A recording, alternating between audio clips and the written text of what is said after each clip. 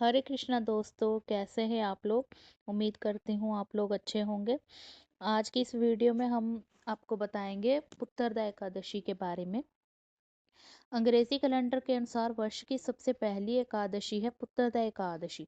पौष मास के शुक्ल पक्ष में आने वाली ये एकादशी मनुष्य के पूर्व जन्म के सभी पापों को नष्ट करके उसे परम आध्यात्मिक गंतव्य प्रदान करती है। निस्संतान और संतान प्राप्ति की इच्छा रखने वाले दंपतियों के लिए ये एकादशी अत्यंत महत्वपूर्ण है। तो चलिए आज के इस परम पवित्र और विशेष एकादशी के उपलक्ष्य में एक पौराणिक कथा का श्रवण करते हैं। शीलसुत गोस्वामी ने कहा है, शौनक समस्त लोकों के स्वामी भगवान हरि की आराधना करना ही सार तत्व है। पुरुष सूक्त के मंत्रों द्वारा जो भी मनुष्य पुष्प और जल आदि प्रातपर देव को समर्पित करते हैं वो संपूर्ण चराचर जगत की पूजा कर लेते। जो भी मनुष्य भगवान विष्णु की पूजा नहीं करते उन्हें ब्रह्मा घाती समझना चाहिए। जिन भगवान से समस्त प्राणियों की उत्पत्ति हुई है और ये समस्त चराचर जगत जिनके कारण व्याप्त हैं, उन विष्णु भगवान का जो ध्यान नहीं करता वह विष्टा का कर्मी होता है। नरक लोक में होने वाले कष्टों से संतप्त हो रहे पापी जीव से यमराज स्वयं पूछते हैं कि क्या तुमने कष्ट विनाशक भगवान विष्णु देव का पूजन नहीं किया था? क्या तुमने उनके एकादशी व्रत का पालन नहीं किया था? द्रव्यों का अभाव होने पर मात्र जल से ही पूजा करने पर जो देव प्रसन्न होकर स्वयं अपने ही लोगों को दे देते हैं, क्या तुमने उनकी पूजा नहीं की थी? तो इस प्रकार यमराज भी मनुष्य को उसके जीवन के अंत में ये सभी प्रश्न पूछते हैं और एकादशी व्रत के पालन द्वारा भगवान विष्णु की पूजा आराधना करने की सलाह देते हैं। श्रद्धा पूर्वक की गई पूजा से संतुष्ट होकर भगवान ऋषिकेश मनुष्य का जो उपकार करते हैं वह ना तो माता करती हैं और ना ही पिता, ना ही उसका भाई करता है। वर्णाश्रम धर्म का आचरण करने वाले प्रत्येक एक मनुष्य के द्वारा अगर भगवान विष्णु की पूजा की जाती है तो वे भगवान विष्णु उस पूजा से संतुष्ट हो जाते हैं और उसके अतिरिक्त अन्य कोई भी मार्ग नहीं है जो उन्हें संतुष्ट कर सके। ना तो वे प्राणियों के द्वारा दिए गए विभिन्न प्रकार के दान से इतना संतृप्त होते हैं, ना ही पुष्प उपहार और भांति भांति के सुगंधित पदार्थों के अनुलेखन से जितना वे अधिक से अधिक भक्ति और श्रद्धा से प्रसन्न होते हैं। संपत्ति, ऐश्वर्य, महात्म्य, पुत्र पौत्र, आर्थिक संतान और बाकी अन्य कर्म कांड हो सब भगवान श्री हरि संतुष्ट नहीं होते। मुक्त जनों के लिए हरि का ऐक्य श्री हरि की आराधना से ही प्राप्त होता है। इस बात को आगे बढ़ाते हुए चले सूत गोस्वामी कहते हैं, सभी शास्त्रों का अवलोकन करते हुए पुण्य पुण्य विचार करके ये एक ही निष्कर्ष निकलता है कि मनुष्य को सदैव भगवान नारायण का ध्यान करना चाहिए। आलोक्य सर्व शस्त्राणि विचार च पुण्य पुण्य इदम कम सनुष का ध्यान करते हैं उनके लिए नाना प्रकार के दान, विभिन्न तीर्थों का परिभ्रमण, तपस्या और यज्ञों का संपादन करने का कोई फायदा नहीं है। अर्थात श्रीमन नारायण का ध्यान ही सबसे ऊपर है। 66,000 तीर्थ भगवान नारायण के प्रणाम करने की 16 भी कला के बराबर भी नहीं है। समस्त प्राश्चित्य और जितने भी तप कर्म हैं उन सभी में भगवान श्री कृष्ण का स्मरण ही सर्वश्रेष्ठ माना गया है। जिस पुरुष की अंडुक्त सदैव पाप कर्म में रहती है उनके लिए एकमात्र श्रेष्ठतम प्रायश्चितम भगवान हरि का स्मरण है। जो मनुष्य एक मुहूर्त के अंदर भी आलस का परित्याग करके भगवान नारायण का ध्यान कर लेता है वह स्वर्ग प्राप्त कर लेता है।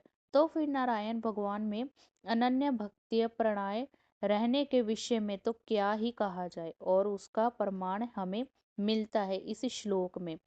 मुहूर्तम अपेयो ध्यानारायणम अत्यंत सो आप स्वर्गतम माप तो अधिकतम पुण्यततम प्राणाय। यानी जो मनुष्य योग प्राणायण है अथवा योग सिद्ध है, उसकी चित्त वृत्ति जागते स्वप्न देखते हैं और शुष्क अवस्था में भगवान अच्युताय के ही आश्चर्य होती है। उठते गिरते रोते बैठते खाते हर समय भगवान गोविंद माधव विष्णु भगवान का स्मरण करता है। अपने अपने कर्म में संलग्न रहते हुए भी भगवान जनार्दन में ही चित्त को अनुरुक्त रखना चाहिए, और ऐसा शास्त्रों का कथन है। भगवान विष्णु के ध्यान से बढ़कर और कोई ध्यान नहीं है। उनके उपवास यानी एकादशी व्रत से बढ़कर अन्य कोई तपस्या नहीं है। इसलिए भगवान वासुदेव के चिंतन को ही अपना प्रधान कर्म मानना चाहिए। शील सूत गोस्वामी आगे कहते हैं कि इस लोक और परलोक में प्राणी के लिए जो कुछ भी है दुर्लभ है। जो अपने मन से भी नहीं सोचा जा सकता, वह सब कुछ बिना मांगे मात्र भगवान मधुसूदन के ऊपर ध्यान केंद्रित करने से प्राप्त हो जाता है।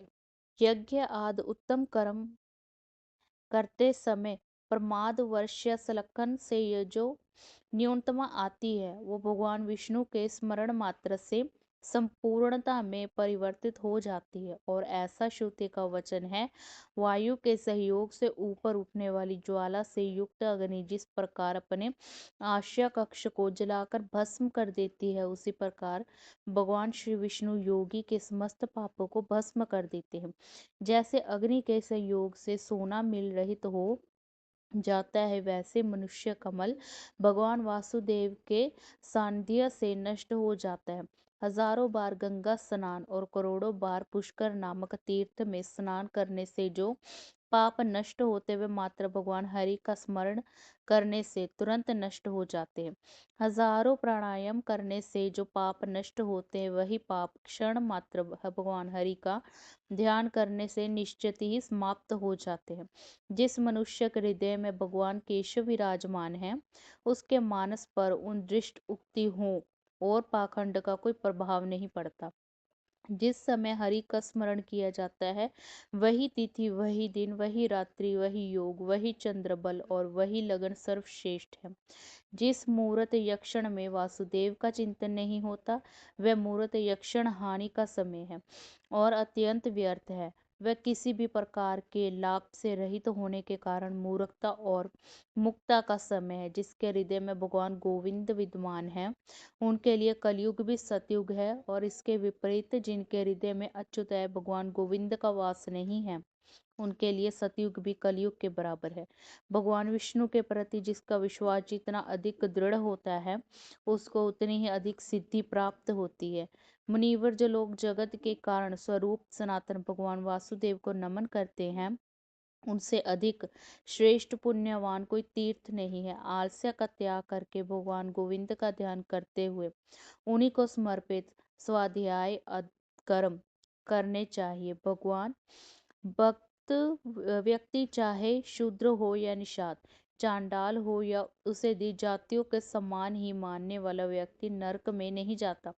जिस प्रकार धन प्राप्ति की अभिलाषा से धनवान व्यक्ति की सदैव सम्मान पूर्वक स्थिति की जाती है, वैसे ही जगत के श्रेष्ठ भगवान श्री विष्णु की स्तुति पूजा आदि की जाए तो क्यों नहीं इस संसार के बंधन से व्यक्ति मुक्त हो सकता।